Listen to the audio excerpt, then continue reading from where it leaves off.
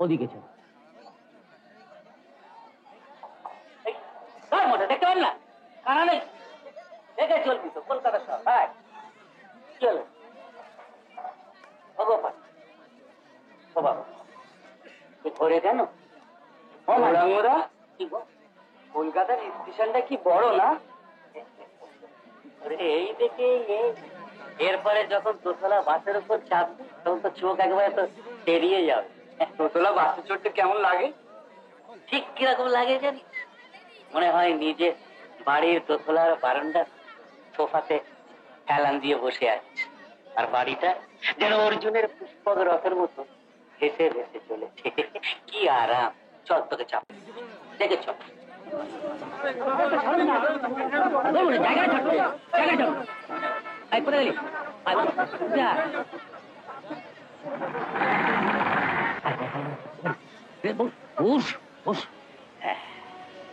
এইটা হলে জানিস সামনে আগেও জানলা পাশেও জানলা। দেখ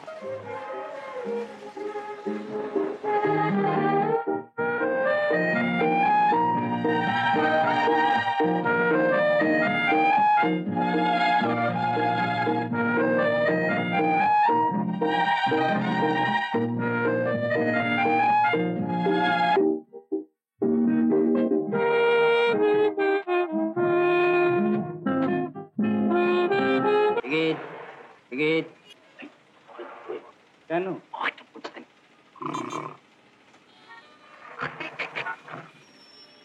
টিকিটটা দেখুন দাদা। কি দাদা টিকিটটা হয়েছে আপনার?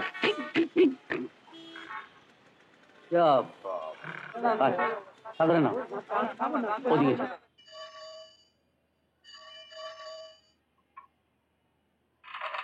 ডক্টর বাসুর কথা বলছি।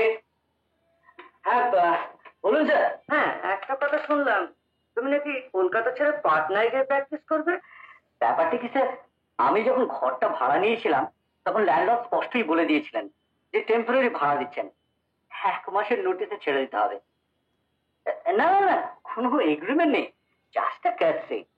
হ্যাঁ হ্যাঁ, তাই ভাবছি পাটনায় গিয়ে প্র্যাকটিস করবো। হ্যাঁ, নিজেদের বাড়ি, ঘরও প্রচুর, আর বাবা ছিলেন একজন নাম করা ডাক্তার, তাই জানাশোনার ভেতরে অনেক সাহায্য পাবো। হ্যাঁ দেখো সৌগত, প্রফেশনাল ক্যারিয়ার যেখানে তৈরি হবে সেখানেই প্র্যাকটিস করো। হ্যাঁ সে তো বটেই। হ্যাঁ শোনো, তুমি যে তোমার পরিচিত সেই অমর বলে ছেলেটিকে পাঠিয়েছিলে, হ্যাঁ তাকে চেক আপ করে আমার কেমন যেন সন্দেহ হলো, তাই তার ব্লাড এক্সামিনেশন স্টার্নাল পাংচার করে দেখলাম it's a case of leukaemia, মানে সিরিয়াস ব্লাড ক্যান্সারে ভুগছে।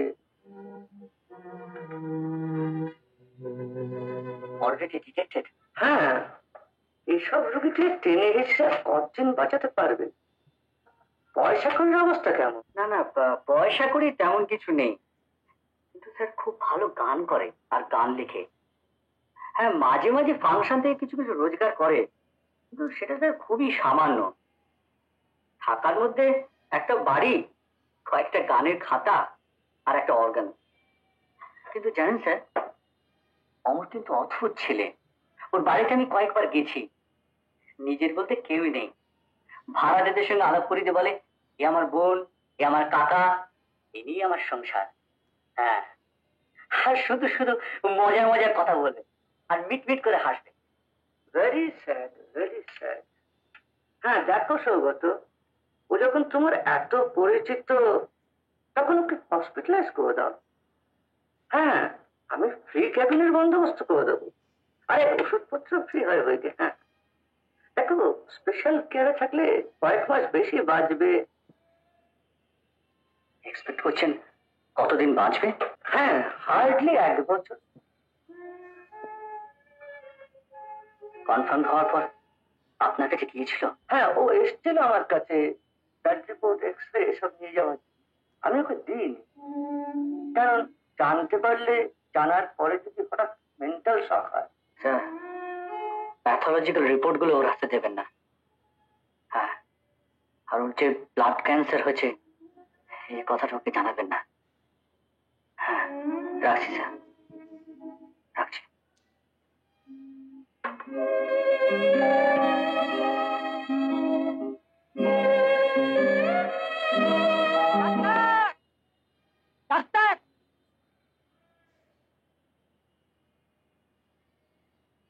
ডাক্তার দা অমর, ব্যাপার কি? কোথায় ছিলে? হ্যাঁ, কেমন আছো বাবু? হ্যাঁ, ডুমুরের ফুল? আরে ডুমুরের ফুল বলেই তো মাঝে মধ্যে দেখতে পাও। আচ্ছা ডাক্তার, একটা কবিতা লিখি, তাই নাকি? হ্যাঁ, তোমার খুব ভালো লাগবে। শোনো শোনো, চলো চলো শুনবো। তোমার কবিতা শুনবো না কখনো হয়? কিন্তু একটা কথা, খারাপ লাগলে ক্ষমা ঘেন্না করেন। আফটার অল কাঁচা হাত তো। অনিতা ছাড়ো, অনিতা ছাড়ো, শুরু করো। আমি ঝড়, আমি বিদ্যুৎ, আমি সবাই হাসি গান, আমি সকলের মন খুশিতে ভরিয়ে জুড়াবো সবার প্রাণ। আমি শান্তি আনিব ক্লান্ত মনেতে, আমি ফোটাবো তো ফুল পঙ্গু জীবনে। আমি রুগ্ন দেহকে নস্যাৎ করে পারিব না কেন অমর করিতে? ডাক্তার, কবিতাটা কেমন হয়েছে বলো?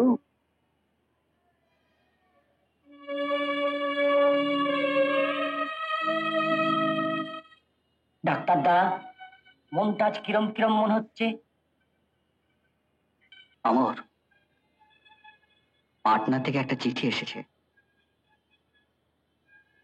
আমার ছোট ভাইয়ের ব্লাড ক্যান্সার হয়েছে। এতে মন খারাপ করার কি আছে? লোকের জ্বর হয় না? কি বলছো তুমি অমর?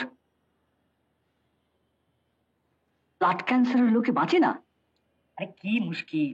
আরে অসুখটা ধরা পড়ার পর কতদিন বাঁচবে সেটা বলবে তো? 1 বছর। হ্যাঁ, 1 বছর? সে তো অনেকদিন। আচ্ছা ডাক্তার, আমার একটা প্রশ্নের জবাব তুমি দাও তো।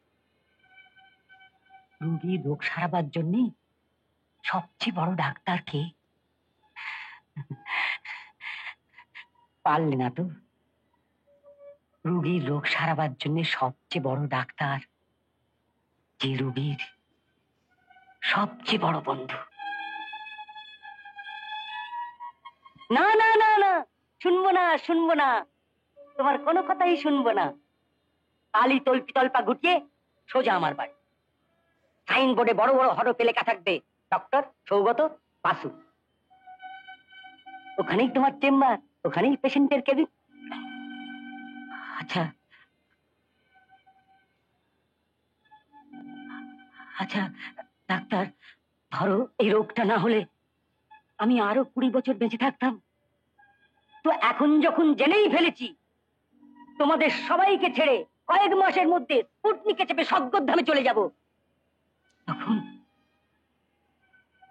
এই 20 বছরের আনন্দটা কয়েক মাসের মধ্যে তোমাদের কাছ থেকে কেড়ে নেবার চেষ্টা করব না?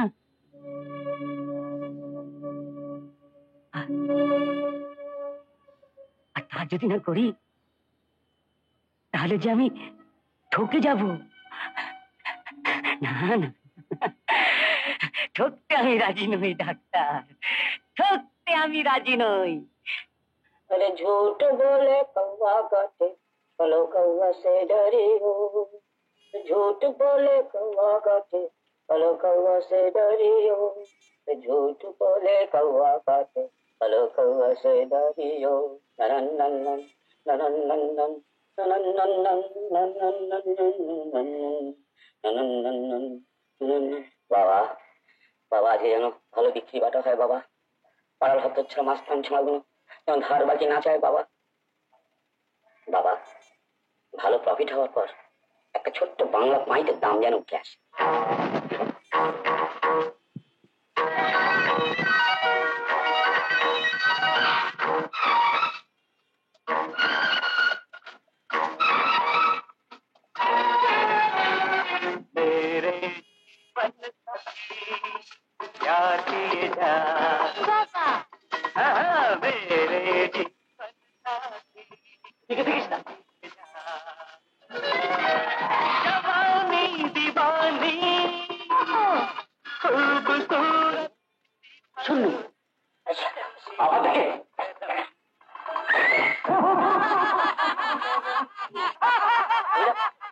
চট করে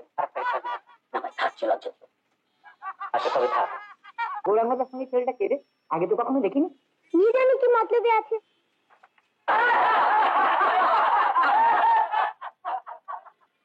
এই হচ্ছে আমার বাড়ি। ঘুরিস না মানিক, মাথা ঘুরবে, অত ঘুরে না। এদিকে এদিকে। এই ঘরটা আমি ভাড়া নিয়েছি। ভাড়া নিয়েছি মানে ভাড়া দিতে হয় না, চায় না দৌড়তে থাকে। আর এই দেখ, আমার ঠিক পাশে যে ঘরটা, ওই ঘরে থাকে অমর বাবু, এ বাড়ির মালিক। ওই যে দেখে দেখি। আচ্ছা, ওই যে ঘরটা দেখছিস কোণের দিকে, ওই ঘরটায় থাকে শ্যামসুন্দর কাকা আর তার মেয়ে মায়া। হ্যাঁ, এদিকে আয়। ওই দেখ, ওই ঘরটাতে থাকে না সেই পিছুটি মার্কা মেয়েটা। কোন মেয়েটা? সারা রাস্তা কিসে গেল ওই তেলোর মেয়েটা। হ্যাঁ, খালি ছেলেদের সঙ্গে এই এই করে ঘুরে বেড়াচ্ছে আর জানি না বাবা কি ছব্বার নাচ। আচ্ছা, ওই মেয়েটা ওইরকম ভাবে রাস্তাঘাটে নেচে বেড়ায়, বাবা মা কিছু বলে না? থাকলে তো বলবে, আপনাকে কবে খেয়ে বসে আছে। ও, মেয়েটা বুঝছি অমরবাবুর বোন? বোন হতে যাবে, ভাড়াকে ভাড়াকে। ওই বাপ মা মরে গেল, কে মানুষ করে কে মানুষ করে, ওই এনে কোলে পিঠে করে নিজের বোনের মতো মানুষ করে। আমি কতবার বলি একটু শাসন করো, একটু শাসন করো। মেয়েটা যে উচ্ছন্ন হয়ে যাচ্ছে, তোকে বলে দিনি গৌরাঙ্গদা, বাপ মা ওরা মেয়েটাকে কোলে পিঠে করে মানুষ করছি, ওর মনে দুঃখ দিয়ে কি করে? আরে এত আদর দিলি, মনটা দিয়ে দিকে জঙ্গল হয়ে গেল। লেখাপড়া করে না? আরে স্কুলে পড়বে কোথা থেকে? কোন স্কুলে নেবে ওইরকম বেড়া ছেলে মার্কার চেহারা? আরে আমার কি ইচ্ছে করে জানিস, ওই চুলের মুঠিটা ধরে না জলে বিছুটি দিয়ে পিটবে, একবার করে বিছুটি জলে চোবাবো পিটবো, জলে চোবাবো পিটবো। এই এসে গেছে এই মেয়েটি হলো বান্টি, যা করে বলেছিলাম তোকে। আরে কি গুণের মেয়ে, পড়াশোনা বল দারুণ, গান নাচ দারুণ, চতুর্দিকে খালি আহা বড় লক্ষ্মী, বড় ভালোবাসি। কি দোষী মেয়ে রে বাবা।